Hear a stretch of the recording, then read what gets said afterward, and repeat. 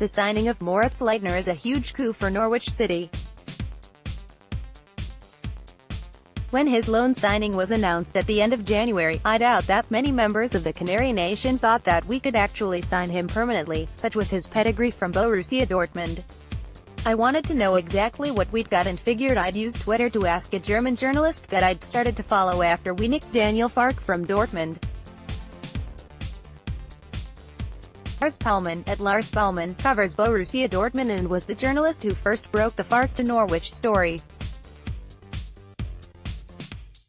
Palman's response to my question about how good Moritz Leitner was, not only surprised me but it excited me too. A BVB opinion on Moritz Leitner. From the first time I saw him pass the ball in yellow and green, in that late cameo against Middlesbrough, I could see that he was a baller. So how has he ended up signing on for 4 years at Norwich City?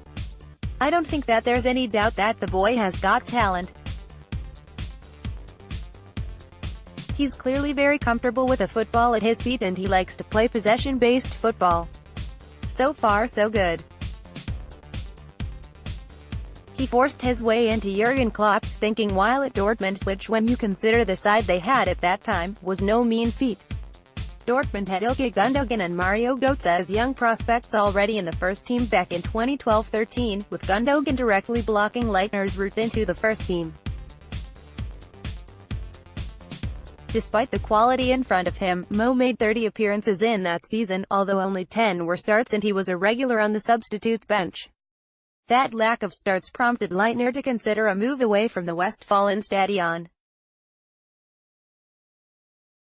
Between 2013 to 15, Leitner moved on loan to VfB Stuttgart, making 40 appearances in those 2 years and scoring 2 goals. The arrival of Thomas Tuchel, replacing Liverpool-bound Jurgen Klopp, saw Mo's future in doubt with BVB, and it wasn't until the second half of the season that he started to get game time after an injury crisis.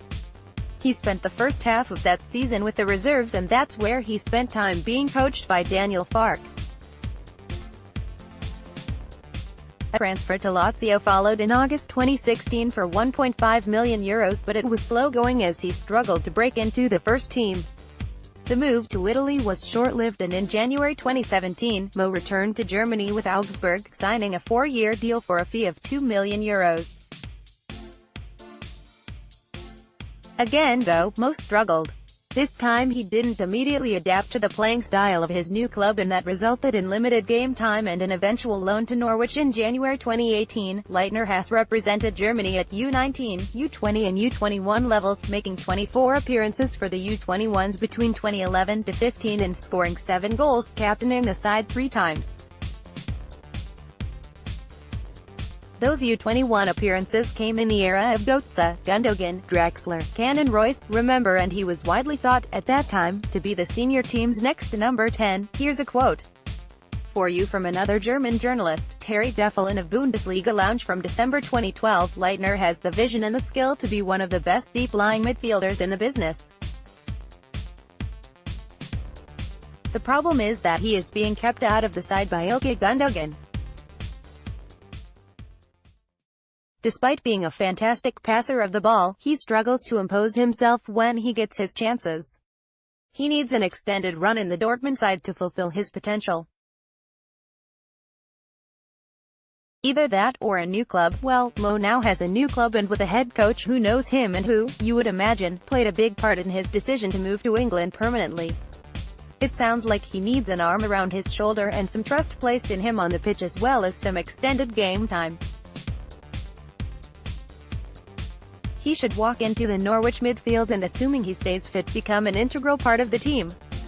Make no mistake, Norwich City have signed a player of great quality, who it seems is capable of playing Champions League football. In the hurly-burly of the Sky Bet Championship though, things will be very different to the Westfalenstadion and its yellow wall on Champions League nights. If Mo can finally settle and put some roots down, then hopefully it will all come together for him on the pitch, and if that happens, we're going to have a hell of a player on our hands. OTBC.